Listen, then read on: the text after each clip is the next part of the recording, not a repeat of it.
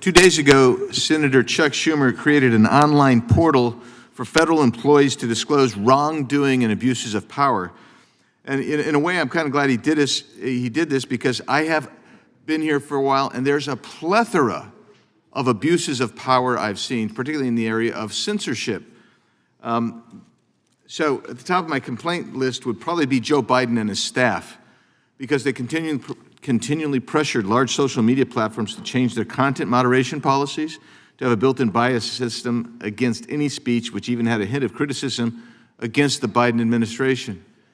And you know, we do know one thing. Censorship can occur through an agent, through a direct link to government contact, even though it's a private entity that's censoring. We know that from the case law that's come out. But here we have Facebook admitted that it started censoring posts about COVID originating from a Chinese lab and content critical of the vaccine after tense conversations with the Biden-Harris administration, in which they were told to do more to combat speech, which has since been verified as true. Facebook officials described one White House advisor as outraged that Facebook didn't remove a meme. It was a joke about COVID-19. That White House advisor was Andy Slavitt. He would go on my list of people that you complain against. President Biden himself said that Facebook was, quote, killing people, close quote, for not taking down this type of content, which caused Facebook to change its policies further. Facebook employees would later say that this decision, quote, stemmed from the continued criticism of our approach from the Biden administration, close quote. Mark Zuckerberg even told Joe Rogan that people from the Biden administration, quote, would call up our team and scream at them and curse to take down things that were true, close quote. The White House employed the same kind of pressure campaign with YouTube, Amazon, and other platforms.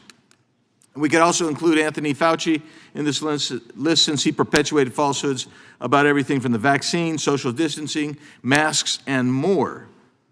And he demanded that these social media companies clamp down on anyone, including qualified scientists, who dared say anything that was contradictory of him. Then there was CISA, headed by Jen Easterly, who went out of her way to report posts on platform which they thought were too much against the administration's narrative. Then there's the FBI, who ordered platforms to censor the New York Post story about Hunter Biden's laptop, despite knowing that the story was true because they had possession of the laptop. And we could go on and on. So, but I want to read. This notion here is that after this committee's oversight, and we did some good oversight, President Trump's resounding victory, the entities that I've just mentioned, CISA, the FBI, and DHS's cybersecurity, have all stopped their direct censorship activities. What do you think, Ms. Sabramanya? How do we know that that's true? How do we know that they've stopped their censorship activities? Sorry, who has stopped their censorship activities? Well, allegedly the FBI, CISA, and DHS's Cybersecurity Bureau. Well, we don't know. We don't know anything for sure. And I think this administration is only getting started by investigating these agencies. I think my own personal view on this is that it's essentially baked into the system right now. And it's going to be very hard to get rid of these tools of censorship. Oftentimes, they're shape-shifting, if you want to use that term. They're recast into different tools, but essentially it's the same tools of censorship that go after individuals. And as I reported on debanking, I'm very, very happy that this administration is finally paying attention to this very important issue of ordinary Americans being censored, being cut off the financial grid for having unpopular opinions. I believe there was a Senate Banking Committee hearing last week that heard from witnesses on the issue of debanking, which I reported on.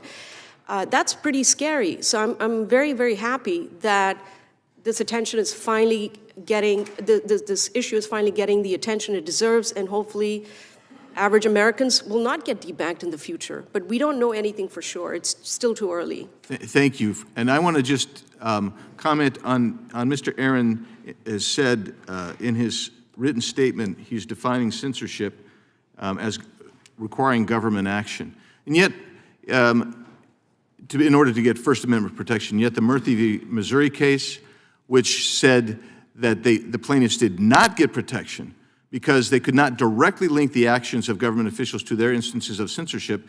That's very different than the Vallow case, NRA versus Vallow, where the courts, in a unanimous opinion, said because they could show a direct link. That's the critical issue here.